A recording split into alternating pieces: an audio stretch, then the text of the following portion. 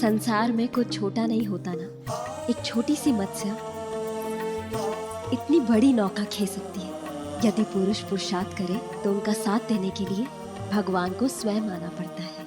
उचित कहा। इस संसार में यदि कुछ बड़ा है तो वो कर्म है, और मनुष्य यदि अपना कर्म धर्म से निभाएगा तो ईश्वर को अपना कर्म करने आना ही होगा। इस अवतार से मैंने संसार को यही सीख दी है। संसार को सीख देने के लिए आपने अवतार लिया, किंतु आप तो सदैव मेरे साथ रहते हैं। तो फिर आपने मेरी वास्तविकता क्यों नहीं बताई? क्यों नहीं बताया मुझे कि मैं अष्ट लक्ष्मी हूँ? यदि वास्तविकता दूसरों से जानने को मिले तो वो भुलाई जा सकती है। स्वयं वास्तविकता खोजने पर वे सदैव स्मरण रहती है देवी। तो इस प्रकार इस अवतार गाथा का अंत हुआ। तुम्हें स्मरण है न सृष्टि, मैंने तुम्हें कहा था एक का अंत दूसरे का प्रारंभ होता है।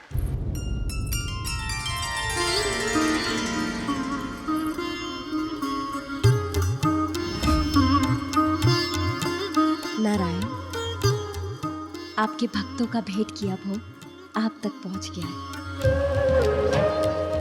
स्वीकार कीजिए।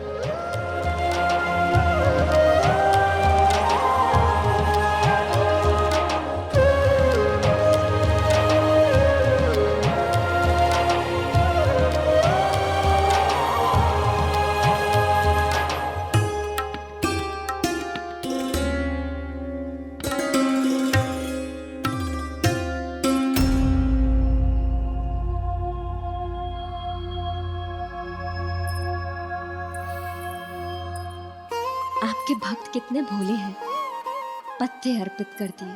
अब भक्तों ने दिए हैं तो ग्रहण तो करने ही होंगे ना? नहीं नहीं, मैं ये पत्ते आपको नहीं खाने दूंगी।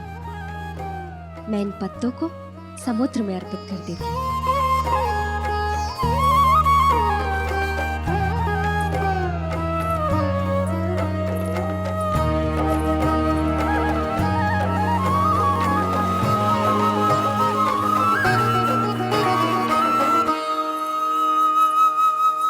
अब यदि भोग मेरे नाम का है तो मुझे ही उसे खाना होगा नारायणी, किसी और रूप में ही सही। जहां एक और प्रभु नारायण के मत्स्य रूप ने सृष्टि के सृजन की नींव रखी, वहीं दूसरी ओर नारायण के कूर्म अवतार में आकर सृष्टि के भार उठाने का समय निकट आ गया था।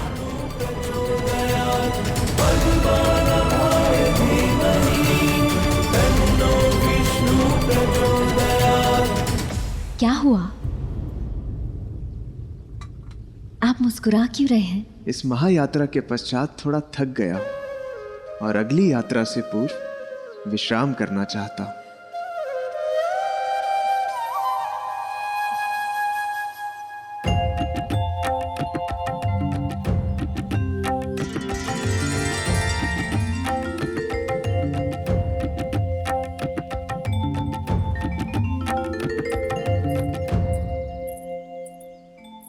ब्रह्मदेव, वेद सुरक्षित हो गए, जीवन धारा का नव निर्माण भी हो गया। प्रभु नारायण ने मत्स्य अवतार लेकर संसार में धर्म की स्थापना भी कर दी। तो उन्हें और अवतार लेने की क्या आवश्यकता आई?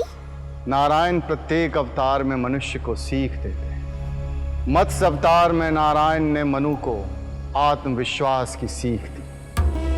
यदि मनुष्य में आत्मविश्वास हो तो संसार को भी बचाया जा सकता है, परंतु यदि वही आत्मविश्वास अहंकार में बदल जाए तो संसार को डुबो भी सकता है। नारायण इस अवतार में अहंकार के विषय में ही मनुष्य जाति को सीख देने वाले थे, जिस अहंकार से देव और दानव दोनों ग्रसित थे।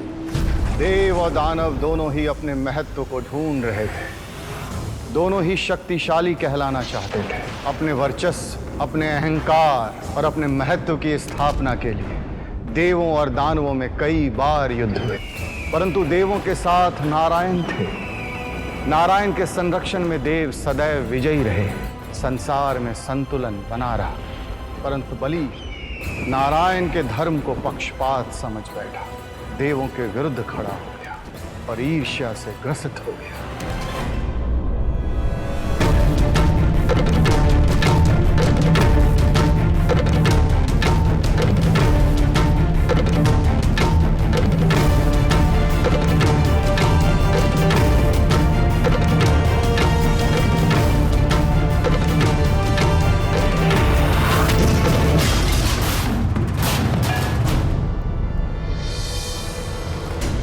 क्यों क्रोध कर रहे हो? हम हर युद्ध में परास्त हो रहे हैं। मेरे सारे सैनिक मेरे सामने मृत्यु को प्राप्त हो रहे हैं और मैं कुछ नहीं कर पा रहा हूं।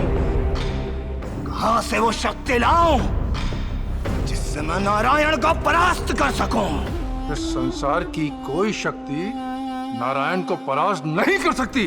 तो क्या राजा बलि अपने दैत्यों का नाश मूक दर्शक बनकर देखता रहे? न सोचो न देखो, नारायण अकेला नहीं है, उसकी शक्ति लक्ष्मी है। नारायण यदि बाण है तो लक्ष्मी धनुष है। दैत्यों पर चलित बाण को धनुष से दूर कर दो। नहीं समझे?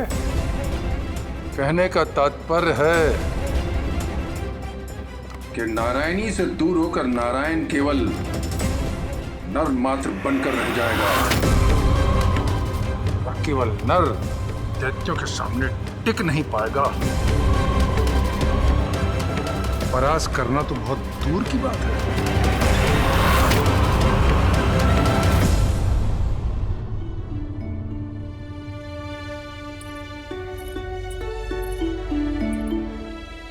नन्हे कच्छप, तुम मेरा सारा परिश्रम व्यर्थ कर दोगे। तुम्हारा स्थान यहाँ नहीं है।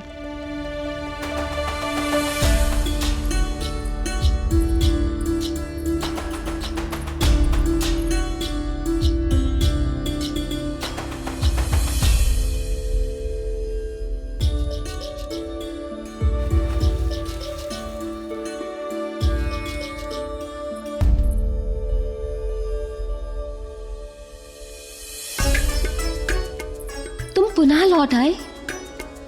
अवश्य तुम नारायण के प्रिय होगी, तभी उनकी भांति मुझे सता रहे हो सकता है इसका तुम्हारे साथ कोई संबंध हो।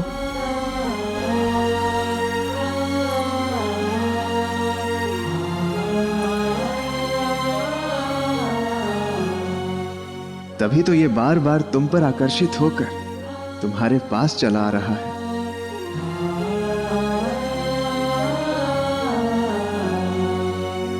नारायण, पता नहीं ये देवता और असुरों के मध्य का विवाद कब समाप्त होगा। सुख और दुख, दिन और रात की भांति असुरों और देवताओं के मध्य का ये विवाद कभी समाप्त नहीं होने वाला। नारायणी, कदाचित आप बहुत थक गए होंगे, थोड़ा विश्राम कर लीजिए। थकान तो तुम्हारा मुख देखने के पश्चात ही समाप्त हो जाती है।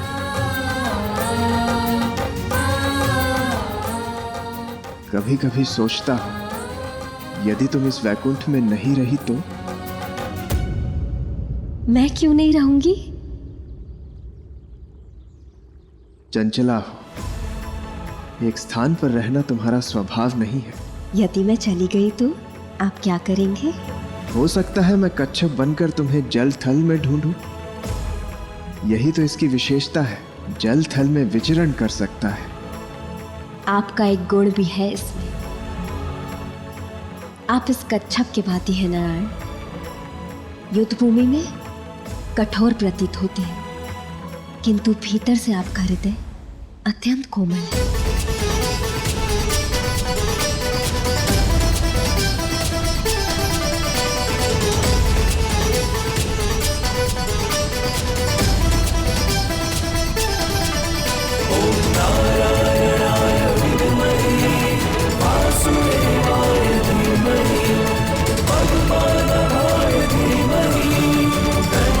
विष्णु प्रचोदयात्।